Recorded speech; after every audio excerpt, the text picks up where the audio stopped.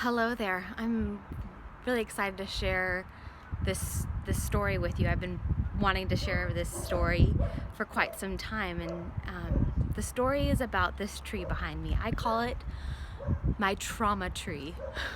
Could you ever imagine a plant becoming an analogy for your own life?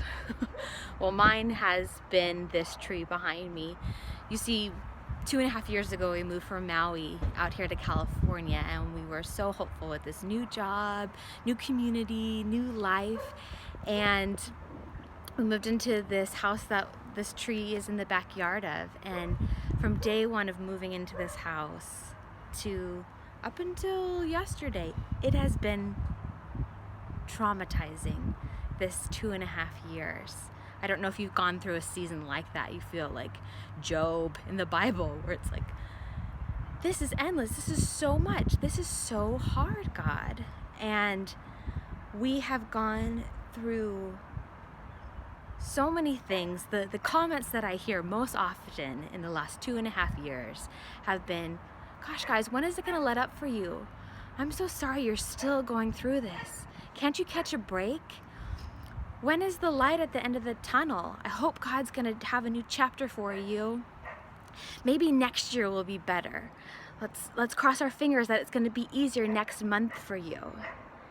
And that hasn't been so. See, life is in seasons, like winter, spring, summer, fall. And this has been a winter-fall season where there has been some beauty in the leaves of the fall and going, wow, God, this is wonderful. But really harsh winter feeling seasons of hopelessness and of feeling that things are really hard. From the moment we moved into this house here in Ventura, it was traumatic from day one. We opened our front doors, and the previous tenants had dogs, and they had urinated all over the carpets, and so the house reeked of urine. So we had to pull the carpets out. Then the next step was walking to the backyard, and there was glass shards from bottles that are broken, so I can't let my son run in the grass. And in the next 2.5 years, we had been to the doctor and ER visits more than we had both Josiah and I in our combined lives. We have had everything from emergency appendix, we've had shoulder surgery, we've had cancer scares, we've had bleeders on the face, we've had everything to the point of the birth of our second son, which was amazing, but within 2.5 weeks later led to a helicopter ride to Children's Hospital for emergency heart surgery. And 3 months after that, he had RSV, which is like a breathing issue, for 3 months. And 4 months after that, he had croup. I mean, serious, guys, it has not let up. And even in the last few months, a job was taken from us. And God is pushing us to the next season. I want to circle back around to the tree, the trauma tree. You see, I look at life in analogies. If you wait for that car, if you know me well enough, I'm all about analogies. And this tree in our backyard has actually been a traumatizing experience for us, but God has showed his amazing mercies through this traumatizing tree. It is a very beautiful, large orange tree, and when we moved in, I saw that as hope. Oh, the beauty and hope and wonder of making fresh orange juice in the morning, to go out and collect and share them with our community. Little did I know that this orange tree that was supposed to be a light in our life became so difficult. See, it produced oranges at a rapid rate that I couldn't pick them up or pick them fast enough. We live in a neighborhood that is just down from some train tracks, and with several homeless people walking by. And often I would look out my window from my kitchen and look in my backyard at my orange tree and just see a hand reaching over and grabbing an orange. And I thought, okay, that's all right. That's, someone's taking an orange. Okay, great. But as the time and months led on, the hand grew farther over, to the point of a woman climbing over our fence And I heard Ezekiel talking, "Hello, hi, what's your name? I'm Ezekiel." And I stood in my kitchen, I looked out in the backyard, and a woman's reaching over, petting the top of my son's head. And I ran out, and I stopped the exchange, and I asked her to leave. And we talked to our property management and said, "This tree is becoming an issue." And they said, "Okay, we'll get someone to come out and take care of it." And I did the due diligence of, processing. Do I pick these oranges and give them to homeless people? I called multiple times to organizations to come and to take the oranges, and they never showed up. So the property management company said, "Okay, we're gonna have someone come out and build up a fence so that it will protect the tree and protect your backyard." 2 days before they arrive, my son is in the living room playing, and I look out at my tree, and there is a homeless man that has climbed my fence, is now inside the tree taking fruit. And again, I run out, I ask him what he's doing, I ask him to leave. It was my home was not safe. It was traumatizing. And in this experience, all these other health things and life things were happening, and it would not let up. So the 2 weeks came later. The fence guy came and built the fence up. And after working for a few hours, I came out and said, "Hey, I need to run an errand and come right back." He said, "Okay, I just want to let you know I got approval from the company you're renting your home from, and they said that I can cut off just these 3 branches here, because see these power lines above your house? Yeah, they're resting on top of the power lines. That's not safe. And also this branch over here is on top of the roof of your garage, and critters can crawl up and nest into your garage, attic part because of this."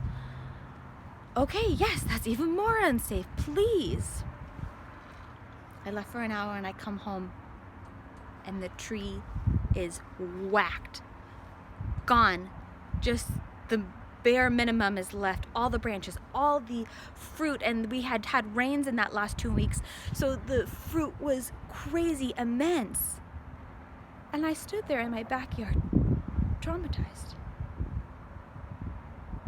This was supposed to be a good thing, this tree. I made fresh orange juice in the morning from this tree. And so the next few months, as our continued health things happened and our lives happened and difficulties continued, I sat in my kitchen looking out my window, looking at this tree that has no branches, that bears no fruit, that has nothing left but just these stubs of arms. And I was amazed to watch in the coming months and weeks little sprouts coming out. And I go, "Oh, that's wonderful. It's growing." And the tree guy said, "Yeah, it's gonna grow back." But something this large and old of a tree, how could that grow back so fast? So not in the time that we're gonna be here. And this is the point where I learned about trauma.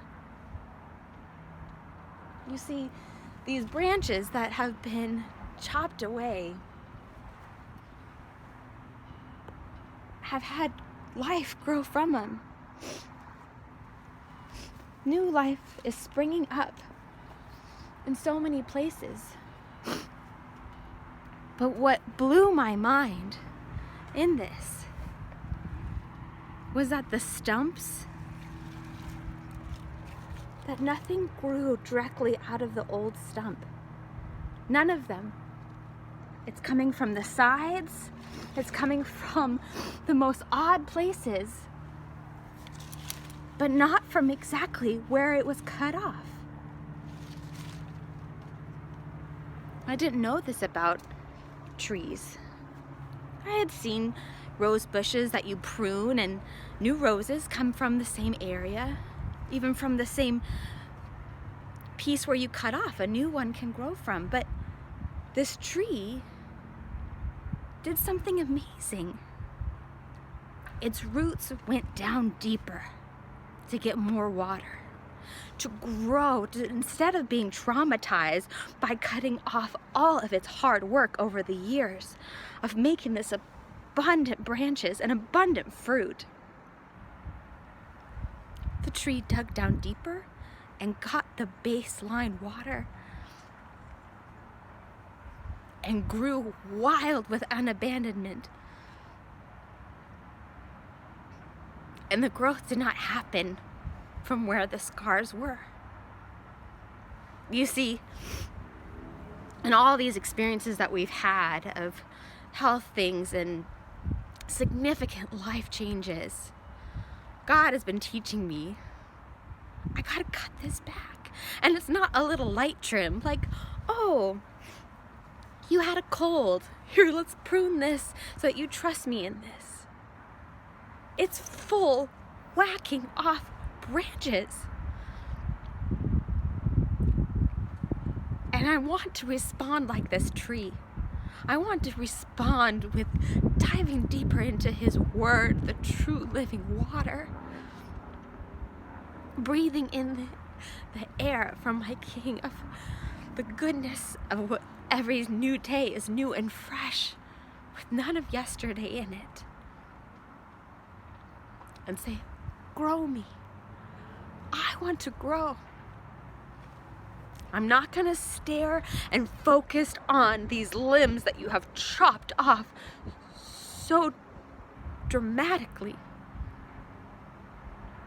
I'm going to be in wonder and in awe of the branches and the new life you are going to make from this. Not where it is cut off, not at the base, but from the side, from underneath, from the belly, from the middle of my heart, my life, the stump of this. And go, wow. Wow. Yes. New branches, new leaves, new fruit. And I will be aware and I will be cautious of where these branches lie. If a thief is trying to come in the night and take from it, if my life is being endangered by something that I think is good, but it needs to be cut off. I'm really thankful I got to share this trauma tree with you.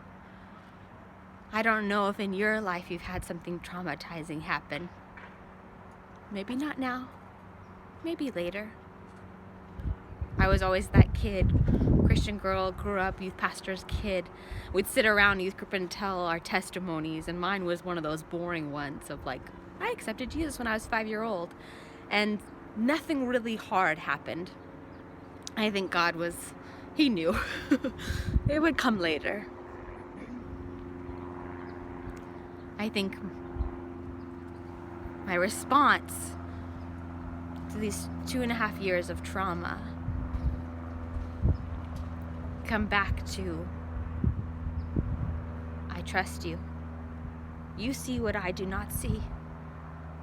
This fruit is not the fruit that you want me to bear next.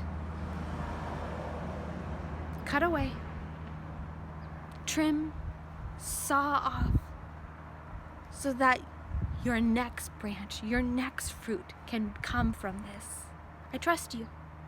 I trust you, and my roots have gone deeper in this trust, in this relationship, in this process. I will not spend years staring at the branches that you have cut off and say, why? And instead say, wow, thank you. God bless you. Thank you for letting me share my story.